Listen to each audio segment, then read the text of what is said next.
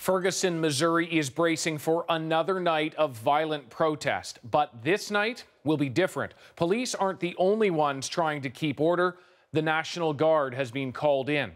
And we can show you new video taken in the minutes after Michael Brown was fatally shot.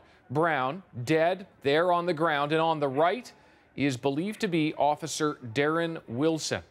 Brown's family wants him arrested for murder, and today, armed with autopsy results, they argue he should already be in custody. Carolyn Dunn is in Ferguson for us tonight. Carolyn. Hi, David. Well, you can see behind me, which is a police staging area. Basically, it's a mall parking lot full of emergency vehicles. And about a kilometer or so beyond that is where the protesters are gathered, but not nearly as many as we saw last night. It was, by most accounts, the worst night of violence in Ferguson so far. Molotov cocktails, shooting, looting. As we drove past, people was running out with things, but it's like they were just tired, you know? Like everybody want their piece of justice, and I guess they figured that's their piece of justice.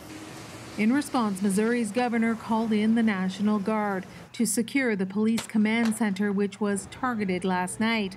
But there is concern their presence could further incite anger, especially when combined with the results of a private autopsy released today.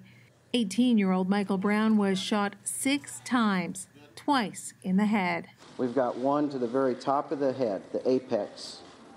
We've got one that entered just above the right eyebrow. Brown was with a friend in Ferguson 10 days ago when they were confronted by police officer Darren Wilson. Some eyewitness reports contradict the police account that the unarmed Brown threatened Wilson, went for his gun. Brown's family insists their private autopsy proves it was an execution. This officer should have been arrested. Those things speak for themselves. Why would he be shot in the very top of his head?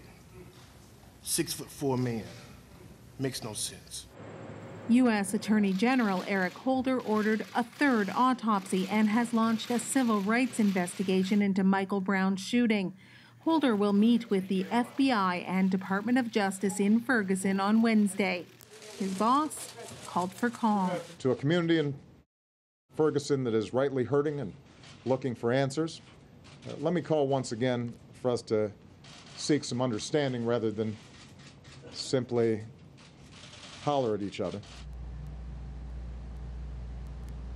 And President Obama also said that he'd be watching the National Guard closely just to determine if their presence here was helping or hindering the situation. He went on to say that it's really important the National Guard be used in a limited way just to ensure that that line between police and military be preserved. David? Thanks very much, Carolyn.